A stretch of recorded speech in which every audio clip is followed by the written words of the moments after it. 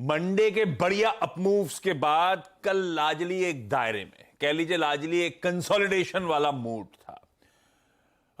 लेकिन आज आप जनरली एक्सपेक्ट करते हो एक तरफा अच्छा मूव बनता है, एक्सपायरी से पहले की प्री पोजिशनिंग आज कर रहा होता है बाजार। लेकिन वीरू, कंसोलिडेशन मार्केट्स में पस्त पड़े हुए कल का सेशन, और 4 दिन हो गए लगातार फूफा की बिकवाली है। वैसे बाय द वे वो अपन की शायरी जुलाई की एंड में जाते जाते जो थी बिल्कुल एप्ट थी, वो फूफा पैसा ला नहीं रहे हैं। क्या करूं मैं, मार्केट्स का अप्रोच क्या रखूं?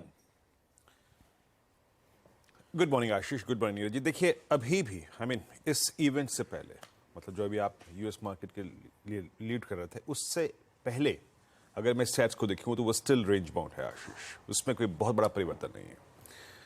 कल एक गैप अप मिल रहा था टुवर्ड्स 19,800। मेरी अप्रोच क्लियर थी, बैंक निफ्टी मिल रहा था 45,800 के आसपास, इस गैप अप को बाय नहीं करना है। 786, 810 प्रॉफिट बुक करने का जोन है जो हमने परसों लिए थे। 45,740, 810 एक प्रॉफिट बुकिंग का जोन है। ट्रेड पकड़ेंगे तो नीचे पकड़ेंगे। 706 लेवल था मेरा आशीष, वहीं से पुल बैक आया। 70 पॉइंट का पुल बैक मिला, बट मिला। बैंक निफ्टी में भी पुल बैक मिला 150 पॉइंट का, बट मिला। कहने का मतलब यह है कि इस बाजार जो छोटी सी रेंज में है उसमें अभी फोकस कीजिए जब तक कि ब्रेकआउट और ब्रेकडाउन फाइनली आता नहीं है, उसी पे फोकस करना, छोटे ट्रेड पे। हाँ, इस इवेंट के ड्यूरिंग द डे रिएक्शन कैसा होगा मेरे को नहीं मालूम, क्योंकि वो डेटा में नहीं है, उसको मैं एस्टेब्लिश कर देता हूं।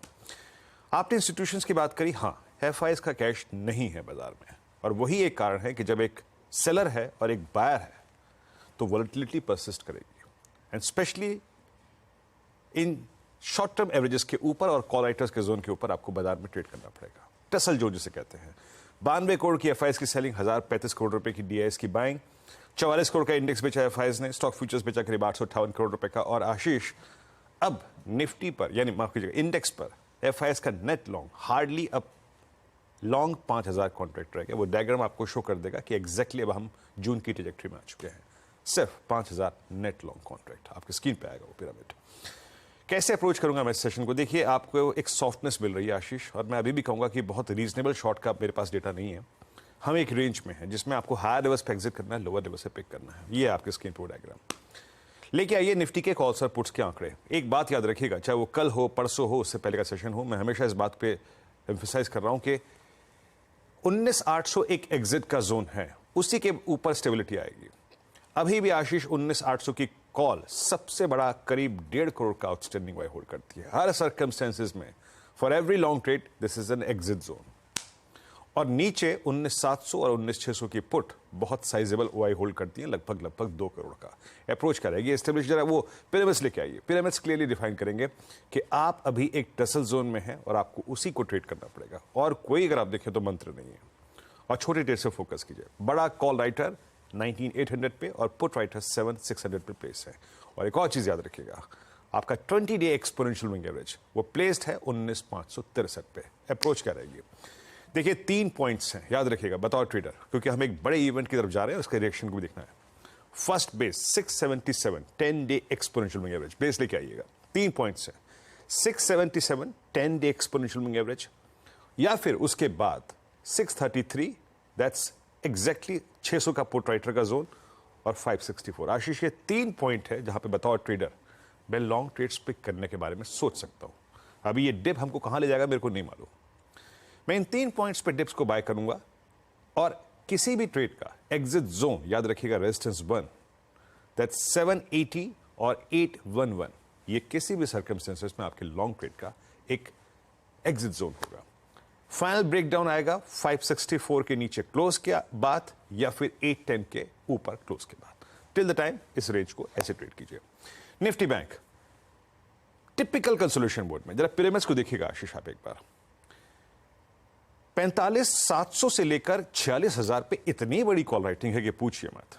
गजब कॉल राइटिंग, ये ब्लू कैंडल्स, और नीचे 45,500 और 45,000 के बीच में गजब पुट राइटिंग।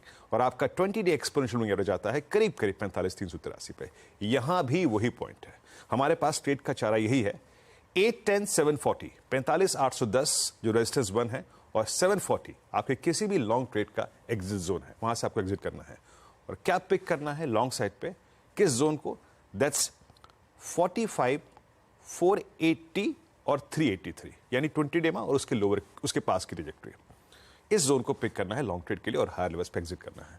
फाइनल ब्रेकडाउन आशीष तभी आएगा जब आपका क्लोज 45,320 के नीचे आ जाए या फिर आप ऊपर की तरफ 45,810 के जोन को बाय सेट कर दें। कंट्रोल डिप को बाय करना है और एग्जिट करना है। ज्यादा रिवॉर्ड एक्सपेक्टेशन मत रखिए आशीष। कंट्रोल्ड डिप को बाय करना है और एग्जिट करना है। ज्यादा रिवॉर्ड एक्सपेक्ट ना करें इस बाजार से। नाक बंद है क्या? हाँ, कुछ अंदेशा मिल रहा है आशीष। नहीं, क्या है, सैटरडे संडे ऑफ लीजिए आप, उसमें ज्यादा दिक्कत है नहीं। प्लस ये जिम जाने से अंदर ही बॉडी वीक हो जाती है। अरे क्या है, नहीं, थोड़ी ऐसा जिम में कहाँ लगे? ऐसा कुछ नहीं। कमजोर पड़ रहे हैं। ऐसा कुछ नहीं है, ऐसा कुछ नहीं है। चलिए अपनी सेहत का ख्याल रखिए। आइए मुंबई हम खिलाएं। भाई साहब एक बताऊं मैं आपको। हाँ। नहीं, ये स्टूडियो इस वक्त शिमला से भी ठंडा है, आप यकीन मानिए। इतना ठंडा है कि पूछिए मत। इसमें बैठना बहुत मुश्किल है। ब्लोअर लगाया ही नहीं। वो चाहते हैं आपके चेहरे पे तेज दिखे, तो आपके हीटर का तेज नहीं आ रहा काफी समय से। आज अर्चना के पास जा रहा हूँ, आज के तमाम आएगा दिसंबर में आएगा।